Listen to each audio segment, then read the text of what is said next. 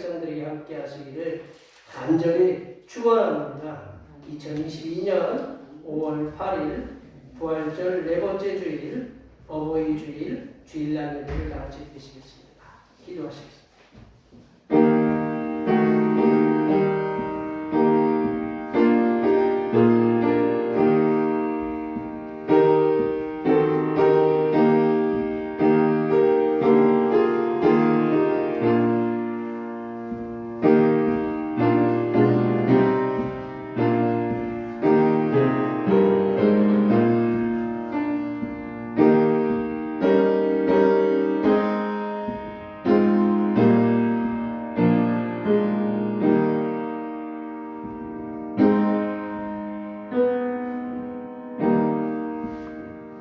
여호와를 경외하며 그의 길을 걷는 자마다 복이 있도다.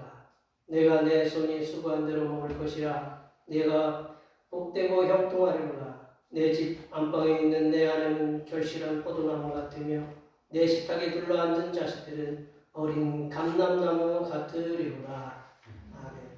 존귀하신 사랑의 하나님 아버지, 육신의 부모님을 통해서 우리들을 이 땅에 보내게 해주신 그 은혜를 진심으로 감사를 드립니다. 하나님 아버지께서는 우리들에게 우리를 낳은 부모를 공경하라는 명령을 하셨사오니 이 시간 예배를 통하여 부모를 공경하는 삶을 결단하는 시간이 되게 하시고 또한 하나님께서 우리의 아버지 되심을 깨닫는 귀한 시간이 되게 하여 주시옵소서. 거룩하신 예수님의 이름으로 기원하옵나이다. 아멘. 이 시간 다 같이 일어나셔서 지난 한 주간 동안 우리들이 알게 모르게 지었던 우리의 모든 죄를 반주에 멈춰서 침묵으로 고백하는 고백의 기도를 드리시겠습니다. 기도하시겠습니다.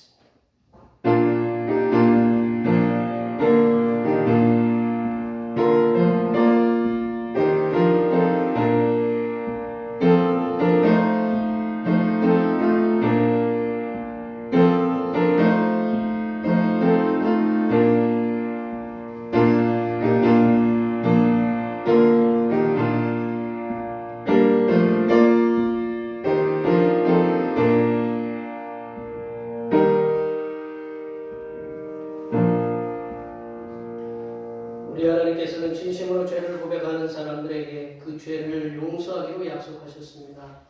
내가 이르기를 내 허물을 여호와께 자복하리라 하고 주께 내 죄를 아뢰고 내 죄악을 숨기지 아니하였더니 곧 주께서 내 죄악을 사하셨나이다. 이 말씀에 의하여 우리의 죄가 용서받았음을 확신합니다. 아멘. 찬송 3절 하시겠습니다.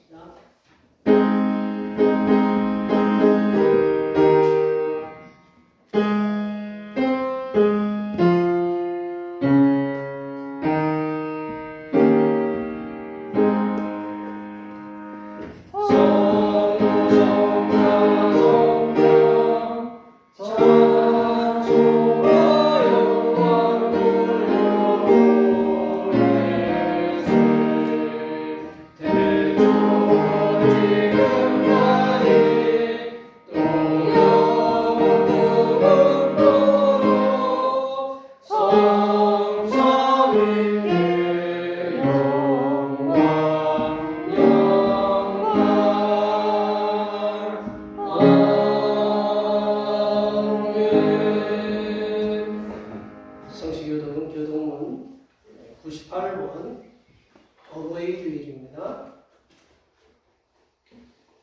성시교동문 교동문 98번 어버이 주일입니다. 내 부모를 공경하라. 그리하면 내 하나님 여호와가 내게 이 땅에서 내 생명이 되리라. 내 아들아, 내 아비의 훈계를 들으며 내 어미의 법을 떠나지 말라. 이는 내 머리에 아름다운 향이요 내 목에 큰 사슬입니다. 너를 낳은 아비에게 청조하고 내 늙은 어미를 경히 여기지 말지니라. 내 부모를 즐겁게 하며 너를 낳은 어미를 기쁘게 하라. 자녀들아, 주 안에서 너희 부모에게 순종하라. 이것이 옳으니라. 내 아버지와 어머니를 공경하라. 이것은 약속이 있는 첫 규례이니 이로써 내가 잘되고 땅에서 장수하리라. 아멘. 살으신 영으로 되신 하나님 앞에 고백하시겠습니다. 나는 전능하신 아버지 하나님 천지의 창조주를 믿습니다. 나는 그의 유일하신 아들 우리 주 예수 그리스도를 믿습니다. 그는 성령으로 잉태되어 동정녀 마리아에게서 나시고 본디오 빌라도에게 고난을 받아 십자가에 못 박혀 죽으시고 장사된 지 사흘 만에 죽은 자 가운데서 다시 살아나셨으며 하늘에 오르시어 전능하신 아버지 하나님 우편에 앉아 계시다가 거기로부터 살아있는 자와 죽은 자를 심판하러 오시리라. 나는 성령을 믿으며 거룩한 공교회와 성도의 교제와 죄를 용서받는 것과 몸의 부활과 영생을 믿습니다. 아멘. 다 같이 앉으셔서 찬송 41장 하시겠습니다. 찬송 41장입니다.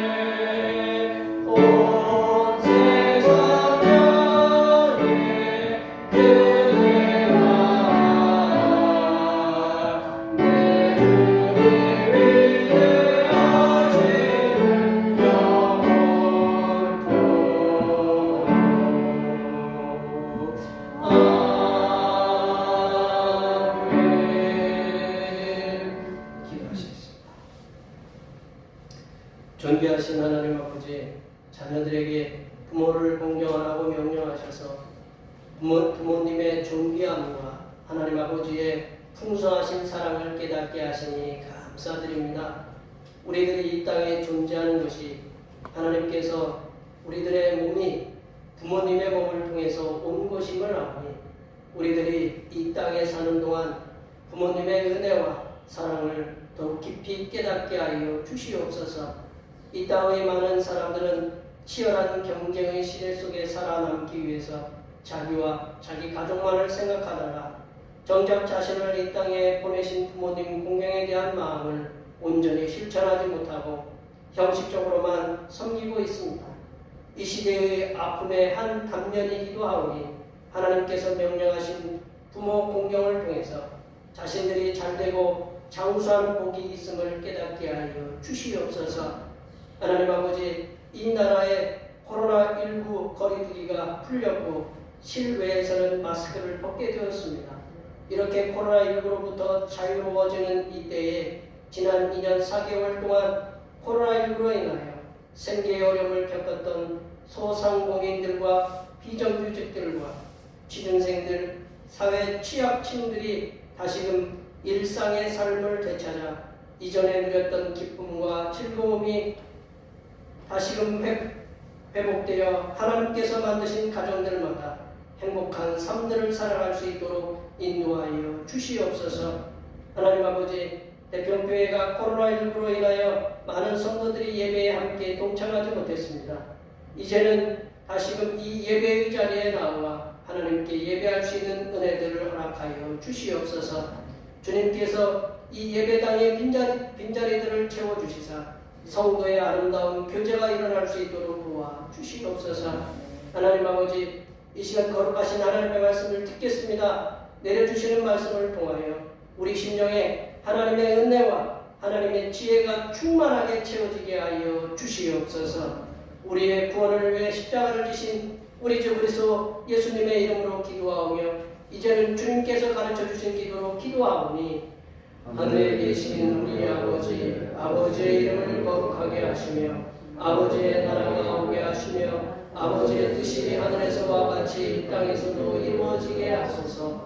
오늘 우리에게 일용할 양식을 주시고 우리가 우리에게 잘못한 사람을 용서하여 준 것 같이 우리 죄를 용서하여 주시고 우리를 시험에 빠지지 않게 하시고 악에서 구하소서. 나라와 권능과 영광이 영원히 아버지의 것입니다. 아멘.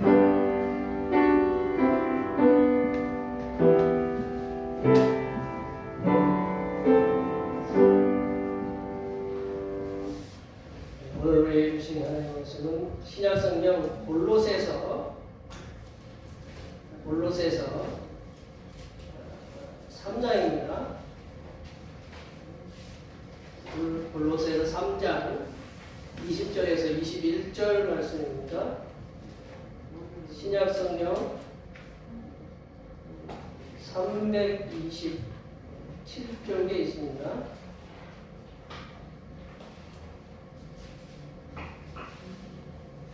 부활절 네 번째 주일, 어버이 주일에 주신 하나님의 말씀은 신약성경 골로새서 3장 20절에서 21절입니다. 신약성경 327쪽에 있습니다. 2022년 5월 8일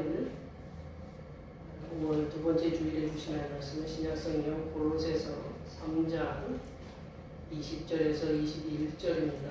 신약성경 327쪽에 있습니다. 다 같이 한 목소리로 합독하시겠습니다.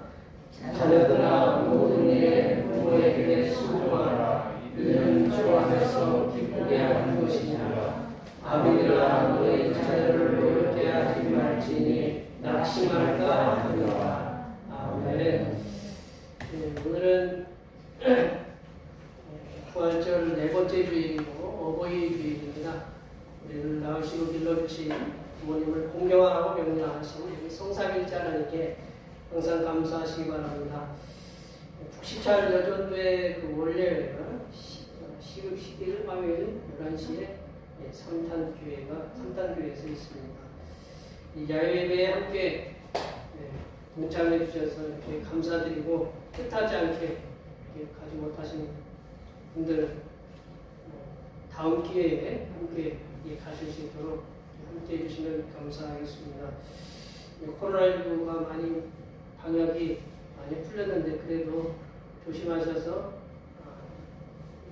걸리면 참 힘들어요. 그러니까 안 걸렸으면 좋겠지만 뭐 걸렸는지 안 걸렸는지 제가 어떻게 좀 마스크 벗고 이제 뭐 식사도 하고 뭐 그러는 일단 최대한으로 이 건강에 유의해 주시면 감사하겠습니다. 코로나가 이제 좀 더 센 것이 왔다고 지금 이렇게 얘기를 하는데 주님이 우리 좀 코로나 좀 피해가게 해달라고 많이 기도도 해주시고 여기 앞에 옆에 뒤에 계신 분들 직장에서 그리고 사업터에서 그리고 가정에서 또 사람들 만나게 하나님께서 은혜롭게 복된 만남이 될 수 있도록 모든 질병과 어려움 속에서 이겨낼 수 있도록 주님께서 붙잡아 주시고 육신도 강건하게 머리부터 발끝까지 새 힘을 허락하여 주시옵소서. 이 시간 앞에 옆에 뒤에 계신 분들 많이 축복해 주시기 바랍니다. 축복합니다.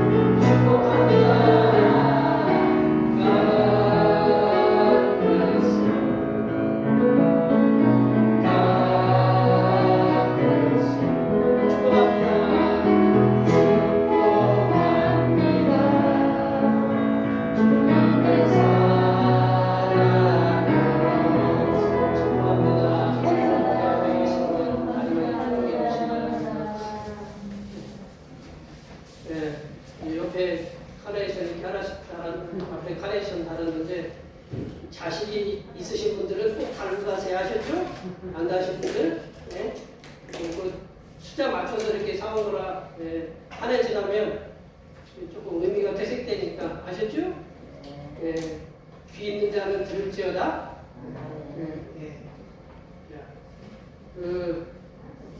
요즘 이제 이런 단어를 좀 주의 깊게 많이 듣고 있는데 이 균형이라는 말이죠. 균형, 밸런스라고 이렇게 영어로 밸런스라고 하는데 균자가 제 균자랑 똑같은 거예요. 고를 균자.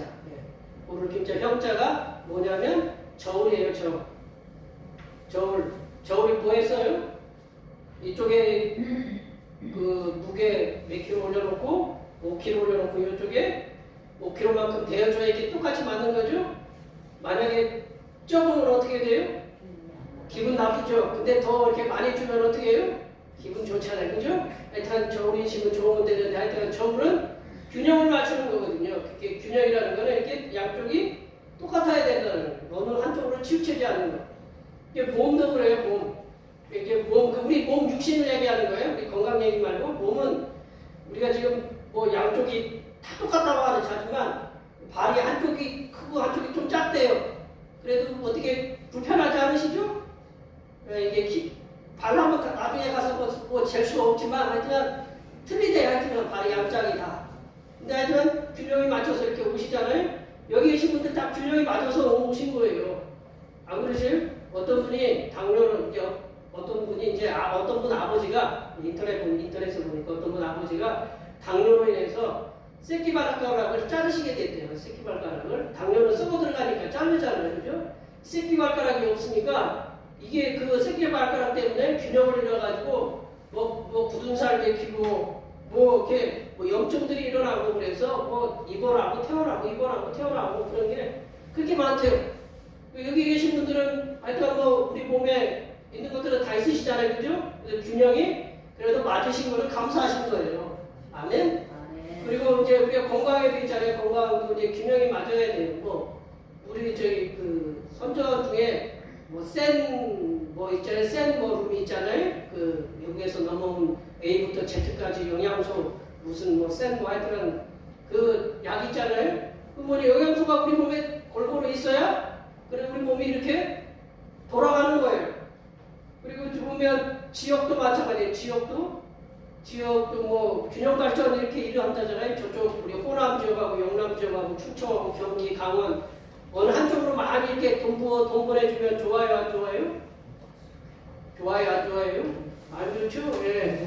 왜 어떤 장사는 지금 돈 500만 원 주고 우리는 저 회사 따고 100만 원 주면 균형 맞는 거죠? 열이 맞죠? 예. 그래서 열 받는 거에서 균형이 지역적으로 균형이 맞아야 된다. 균형 발전이 이루어졌다라는 거죠.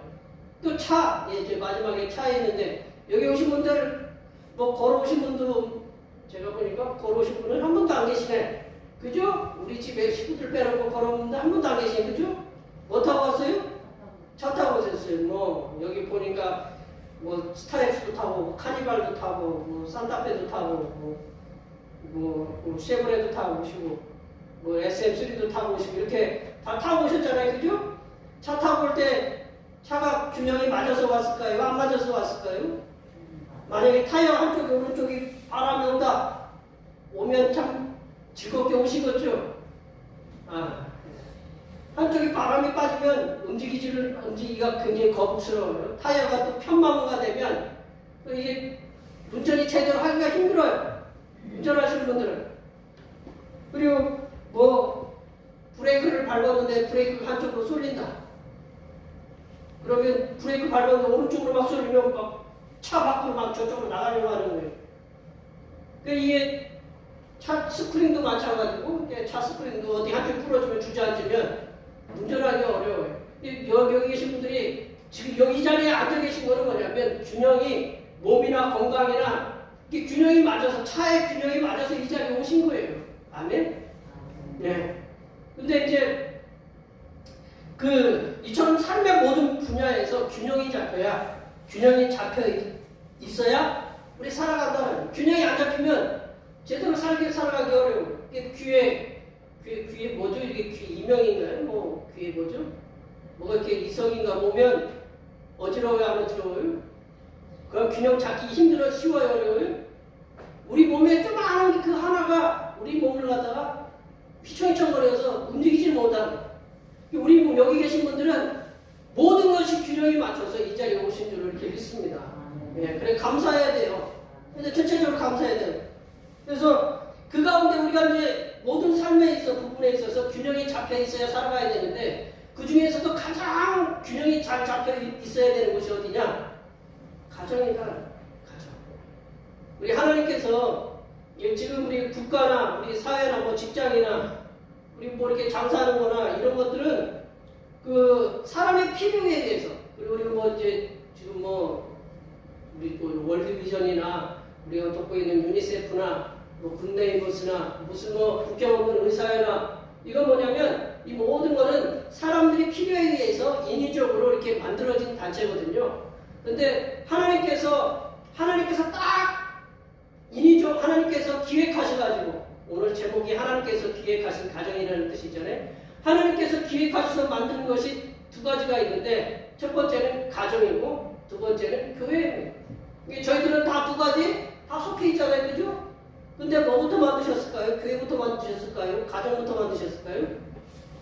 가정부터 만드셨죠. 하나님이. 태초에 하나님이 천지를 창조하시면서 여섯째 날 남자를 만들어 사람을 만들었어요. 아담을 만들어서 아담이 혼자 있어 보니까 일단 뭐 독차하는 것이 안 좋다. 그러니까 하나님이 판단하셔가지고 갈빗대를 하나님이 아담을 잠자게 하셔가지고 어떻게 하나님이 갈빗대를 빼내셨는지 참 신기하게 빼내셨어요. 하나님이 갈빗대를 빼내셔가지고 누구를 만들었냐면 돕는 배필 하와를 만드셨어요. 그래서 가정을 이루어서 하나님이 최초로 가정에 명령하신 것이 뭐냐면 둘이 한 몸을 이루죠. 그래서 너희 부부가 그 부모를 떠나서 이렇게 살라고 그렇게 말씀하신 최초의 명령이 가정에서 이루어졌다라는 거죠. 근데 하나님께서 만드신 가정의 가장 기본적인 단위가 뭐냐면 부부다라는 거죠.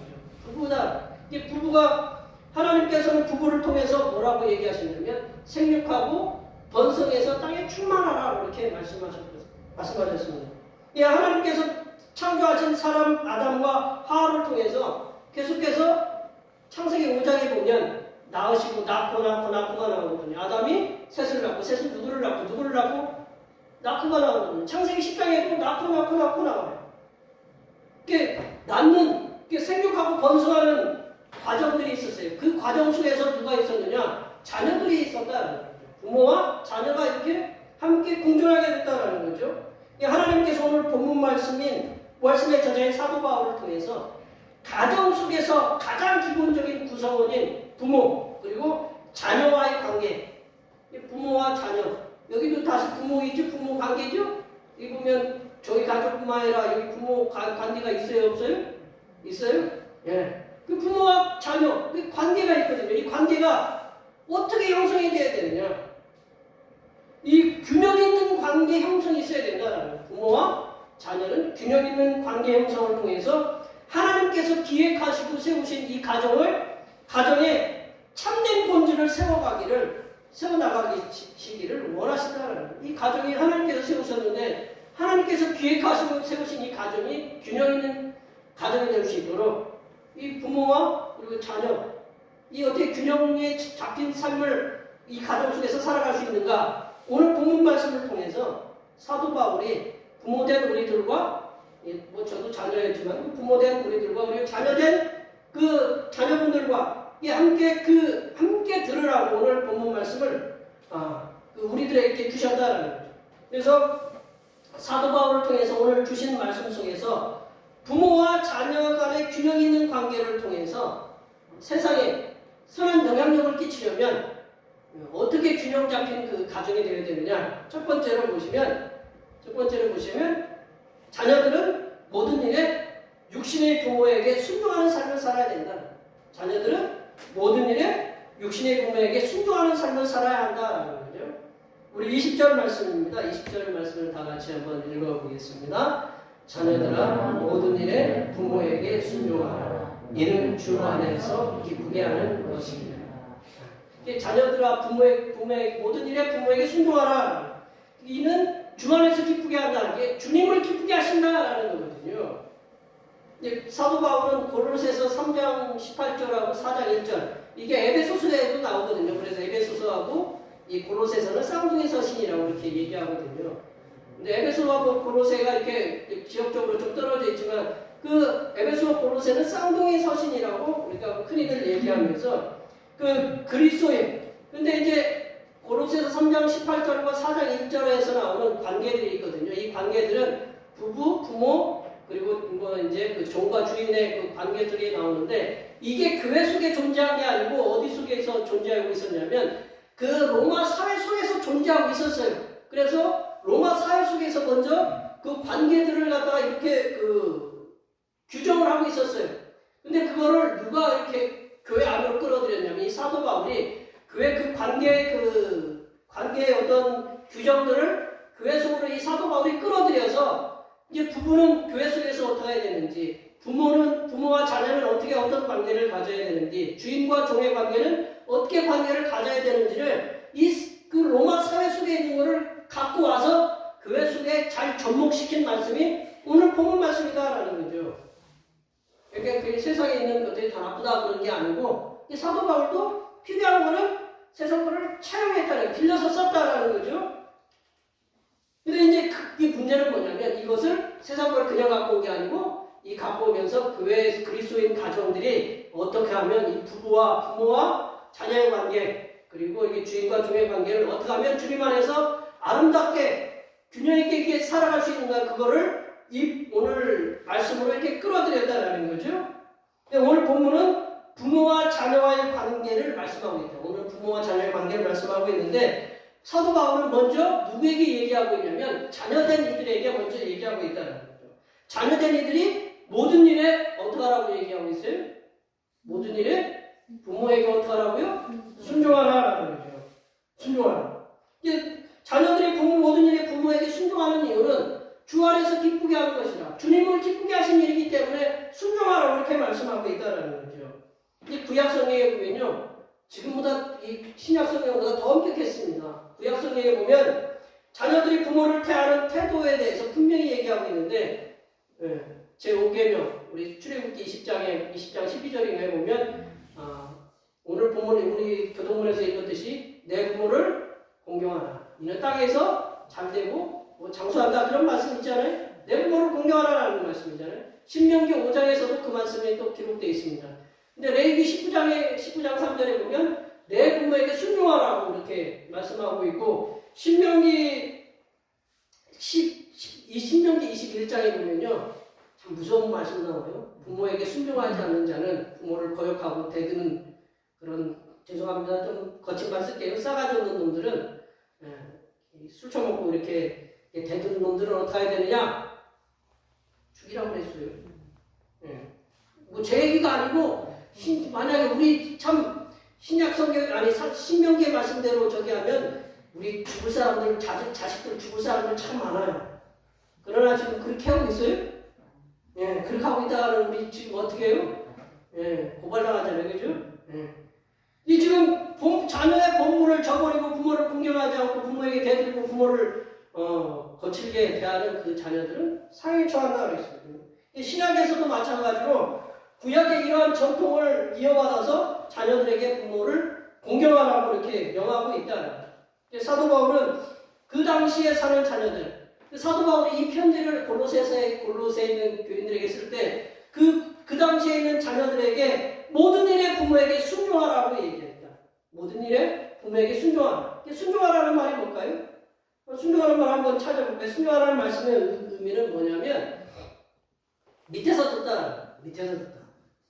위에서 듣는 게 아니고 밑에서 듣다라는 거죠. 밑에서 듣는 거죠. 밑에서 듣는데 밑에서는 이게 하급자가 듣는 거예요. 제 표현이 죄송합니다. 이게 해석 번역을 그렇게 했어요. 하급자. 이게 상급자가 듣는 게 아니고 하급자가 듣는 거예요. 상급자가 위에서 왕이 신하에게 얘기할 때 듣거나 말거나 그렇게 들어요? 어떻게 들어요? 이거 뭐 잘못 들으면 어떻게 돼요?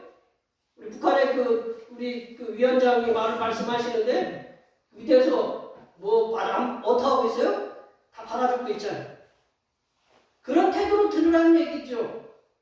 그러니까 이게 기꺼이 들을 준비가 되어 있는 거예요. 늘 이렇게 귀를 이렇게 순종하라는 말씀이 뭐냐면 항상 육신의 부모의 귀를 기울이고 있다가 부모의 말을 청종해서 그 들은 말씀을 순종해가지고 청종해가지고 순종해서 행동으로 옮기는 것을 말한다. 이제 사도 바울의 그 당시의 가정들에게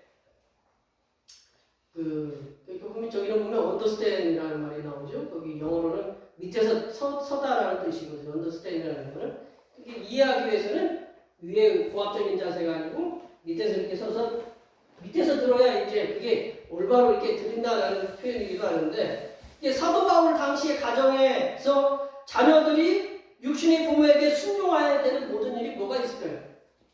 사도 바울 당시에 자녀들이 육신의 부모에게 순종해야 되는 모든 일에 순종하라고 했는데, 그 당시는 지금처럼 어떻게 해요?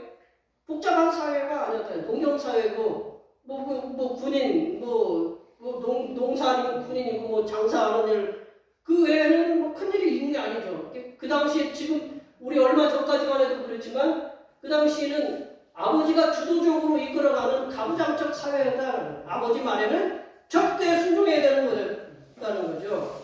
그래서 이 자녀들은 가정에서 가르침을 받아요. 선생님들의 가르침을 받고, 가정에서는 어떻게 하느냐, 형제 간에 사이좋게 지내고, 부모님이 명령하시고 농사일을 돕는다든가, 무슨 어떤 군에 관한 일을 한다든가 하면 그런 일에 순종하면 돼요.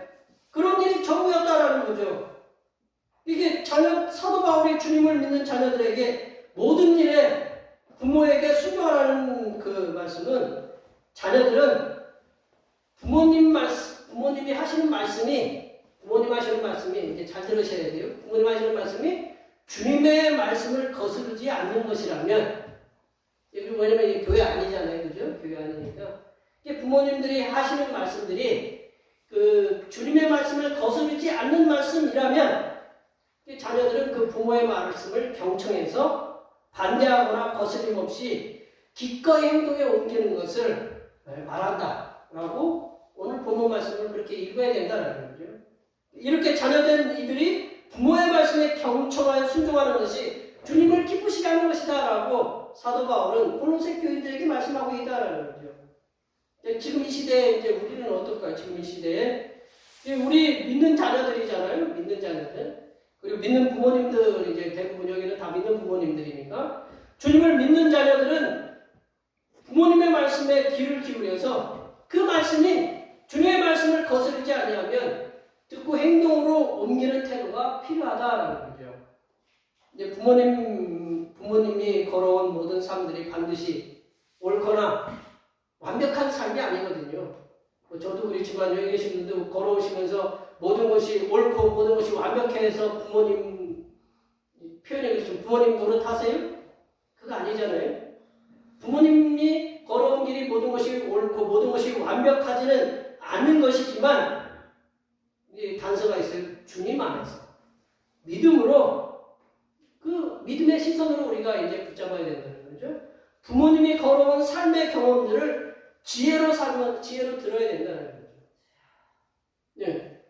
여기 계신 분들, 저도 오늘 주보에 실수를 해서 이제 저녁분에 8시에 예배 드린다고 그랬는데, 안 고치면 오늘 8시에 했어요. 아유, 지금. 내려놓고 보니까 이거 어제도 이제 우리 딸내미한테 바꿔주세요, 바꿔달라고 제가 했는데, 뭐에 정신이 팔려서. 예.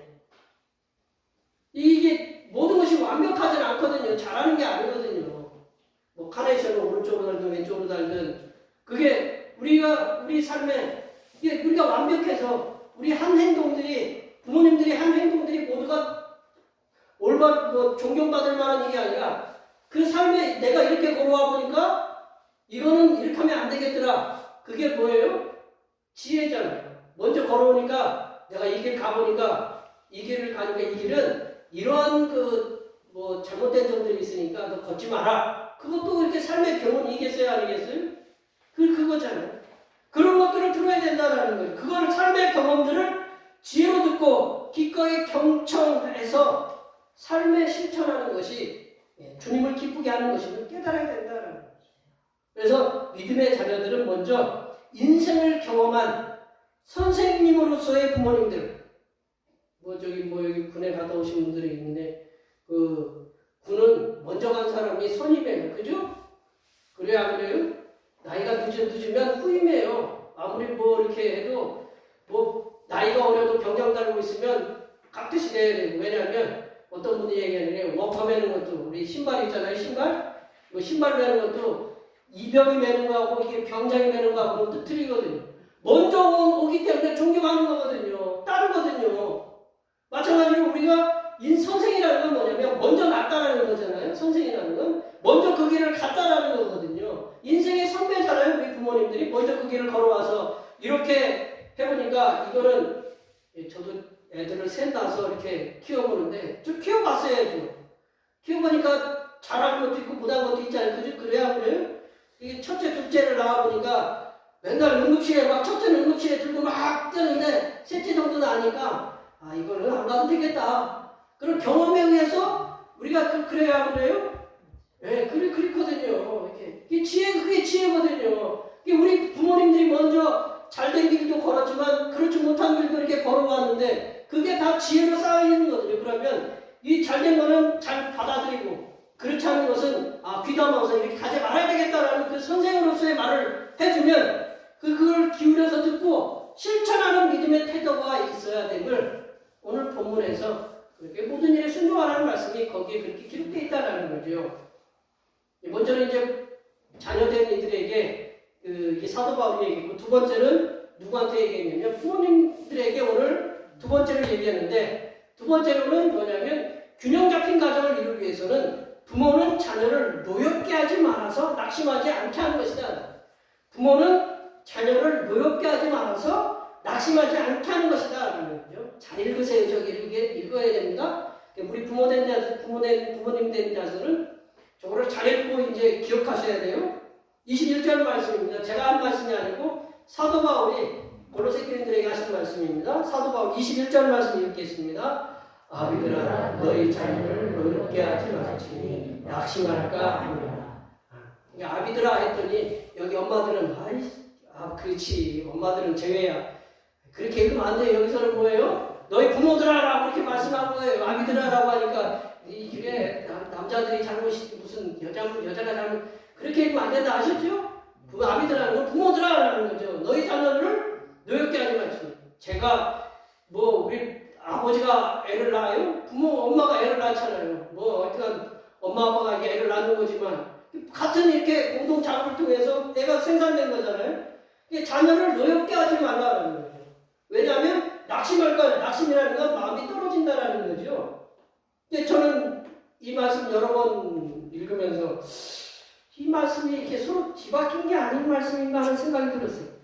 아니, 자녀가 부모를 노엽게 해서 낙심하는 일이 더 많지. 부모가 자식을 어떻게 그 노엽게 해서 낙심하는 일이 더 많다고 생각하는가 그런 의문이 들었어요. 어떻게 여기 저 부모님 되신 분들은 어떻게 생각 어떻게 하세요?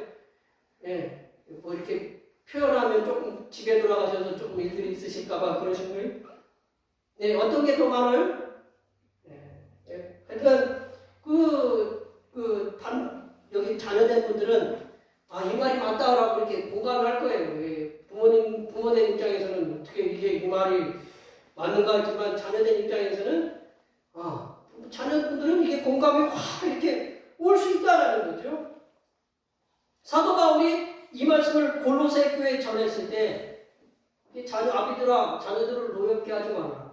낙심할까 하면 이 말씀을 읽을 때 아비된 자들, 부모된 자들은 아마 이 말씀을 듣고 충격을 받았을 거예요. 혁명적인 말씀이라고 이렇게 들렸을 것이다라는 거죠. 왜냐하면 그 당시 자녀들은요 부모님의 소유물에 불과했다는 거예요. 소유물하고 자녀하고 이게 차이가 뭐예요?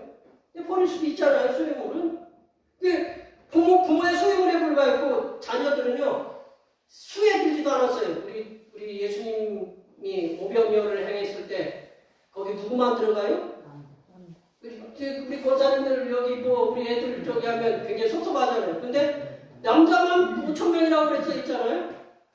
굉장히 섭섭하잖아요. 이렇게 수혜도 안 들었어요. 그리고 그 당시 로마 자녀들은요, 로마 시대 그 자녀들은 이게 하인하고 같이 종하고 같이 취급을 받았어요. 그러니까 뭐 이게 주인으로 존경을 받는 게 아니라 주인의 아들로 존경받는 게 아니라 하인하고 똑같이 이렇게 취급 대우를 받았다라는 거죠. 그러니까 뭐 아들인데도 이거 뭐 하인처럼 취급받으니 어떻겠어요?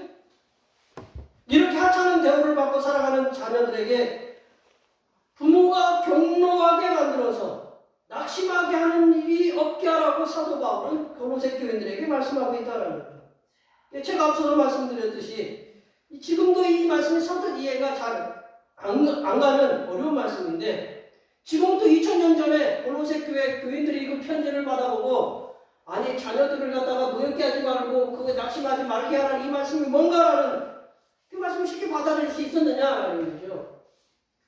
얼마 전까지만 해도 학교에 체벌이 있었어요. 선생님들이 매를 들고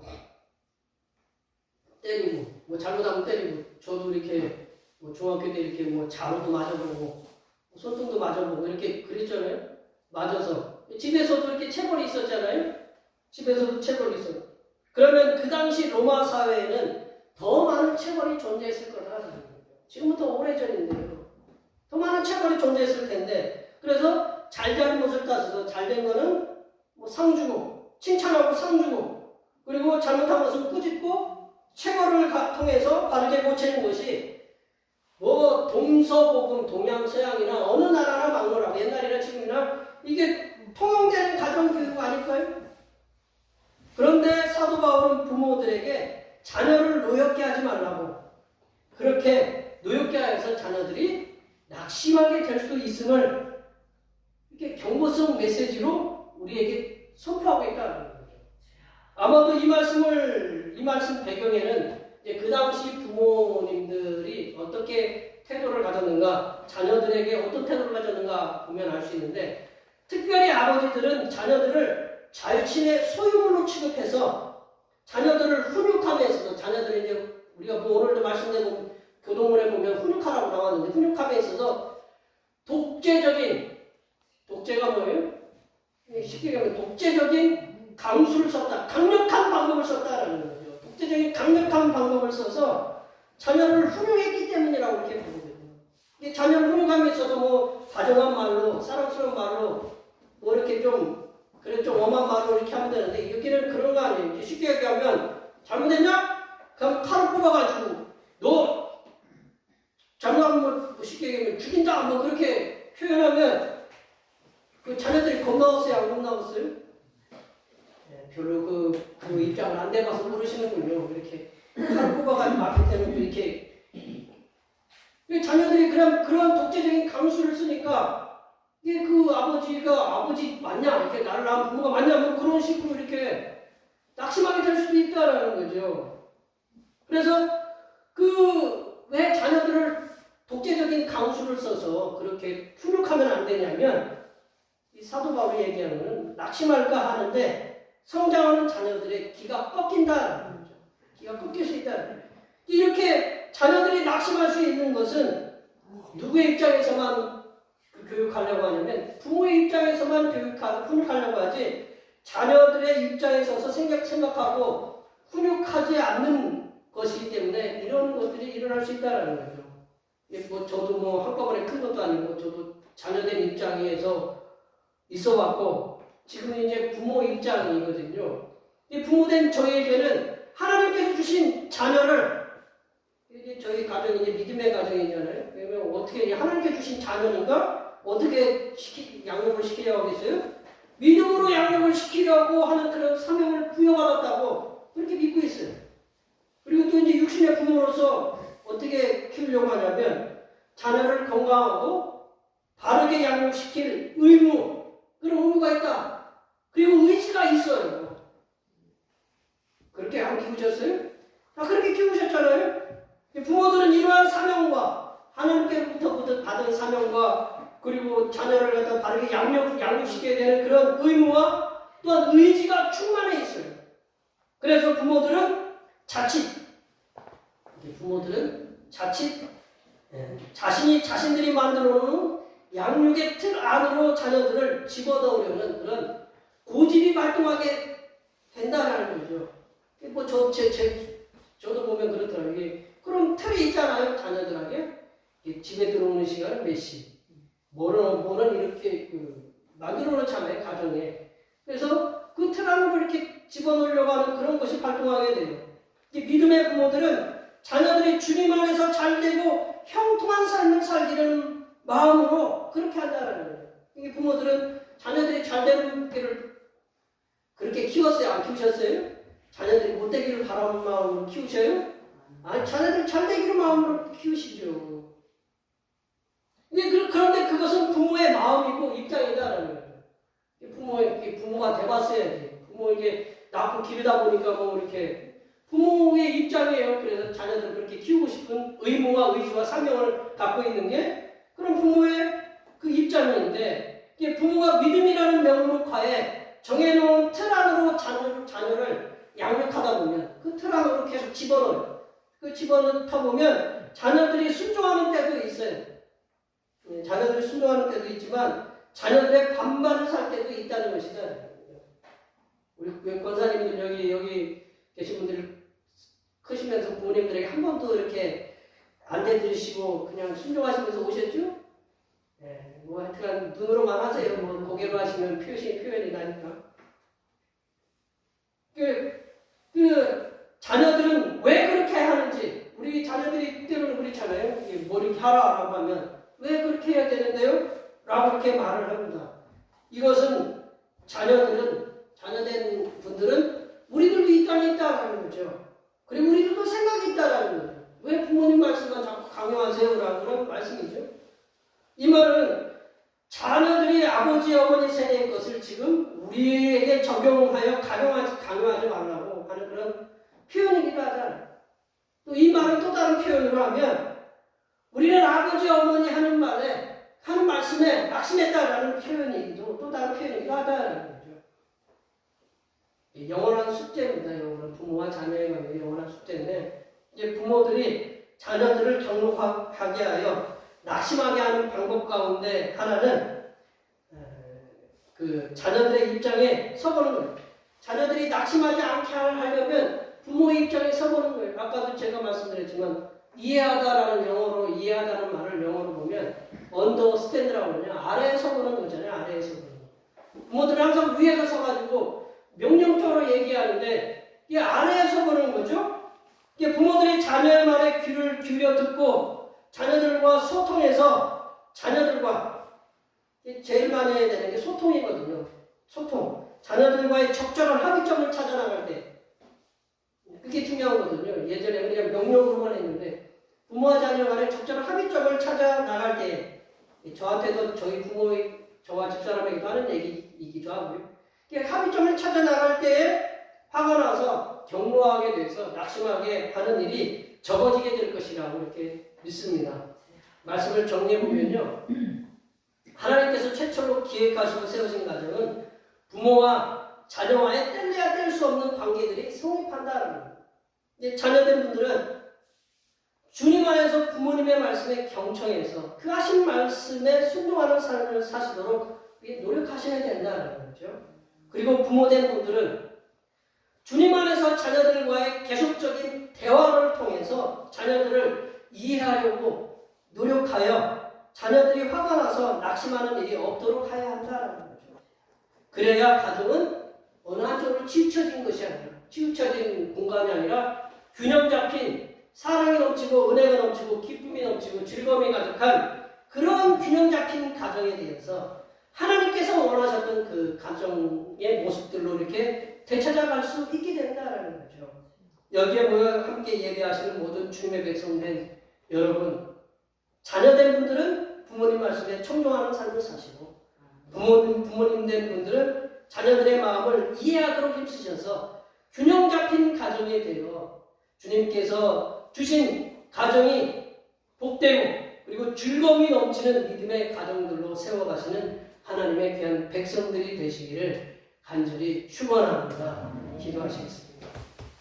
하나님 아버지, 하나님께서 기획하여 세우신 귀한 가정의 구성원인 부모와 자녀 간에 서로 경청과 순종과 이해를 통하여 균형 잡힌 가정을 세워 복되고 즐거움이 넘치는 믿음의 가정들이 되도록 인도하여 주시옵소서. 거룩하신 예수님의 이름으로 기도하옵나이다. 아멘. 오늘 우리 주신 말씀 생각하시면서 찬송 577장 하시겠습니다. 찬송하시면서 준비하신 예배로 하나님 앞에 드리겠습니다.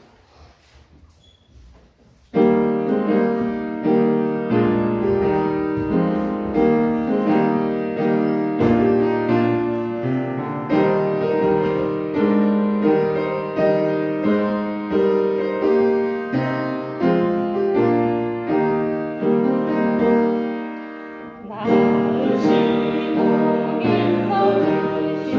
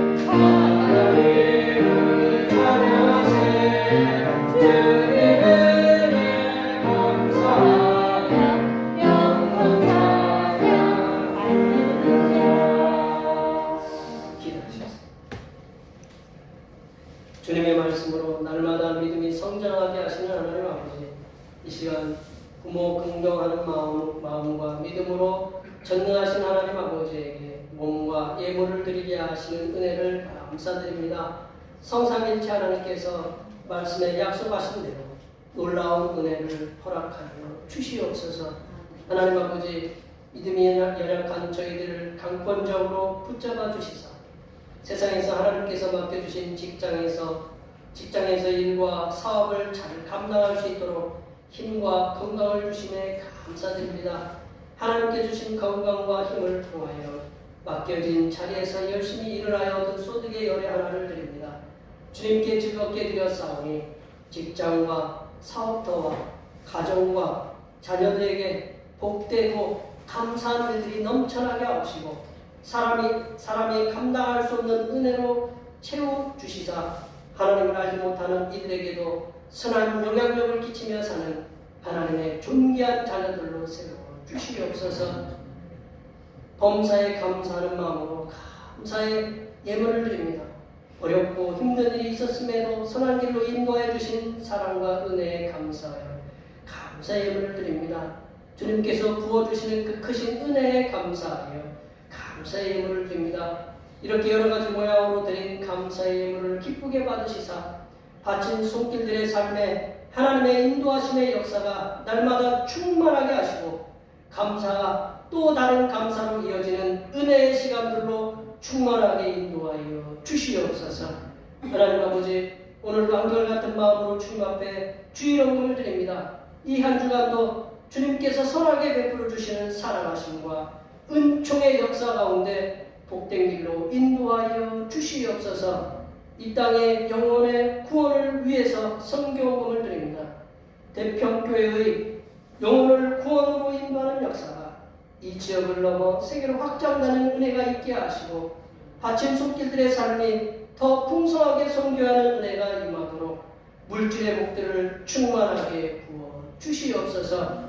하나님 아버지, 주님의 몸된 교회를 위하여 헌신하고 봉사하는 손길들의 수고를 기억하여 주시사 하늘로부터 내려주시는 은혜가 충만하게 임하게 도와 주시옵소서.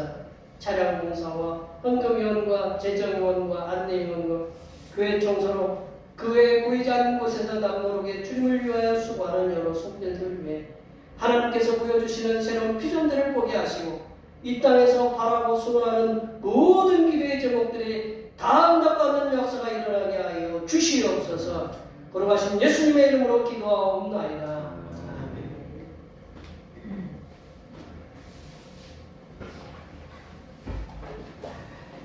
진정하셔서 사명선언을 전하시겠습니다. 대평교회 사명선언은 대평교회의 사명은 하나님께서 우리와 함께 하시는 절대 믿음과 우리 가족을 사랑으로 구원하여 주심과 교회를 부흥시켜 주심을 비전 삼아 지역과 나라와 세계에 손과 빛의 사명을 감당하는 것입니다.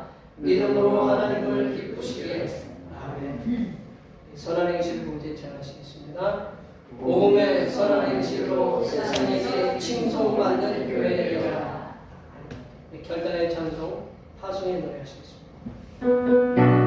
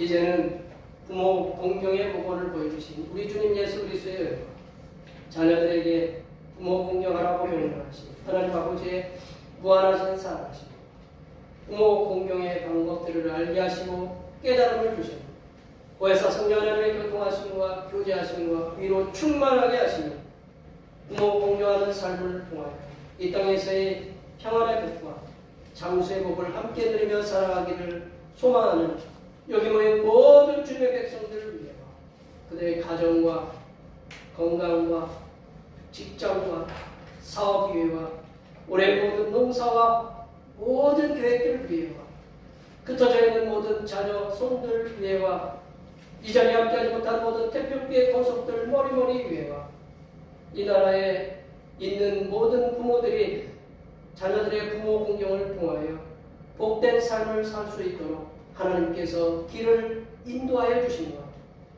전 세계 곳곳에서 믿음으로 인해 핍박을 당하고 숙면하는 수많은 주님의 백성들을 위해 하나님의 위로하여 주심과 신앙의 자유 주심의 역사가 이제부터 영원토록 함께하옵시기를 간절히 축원하옵나이다.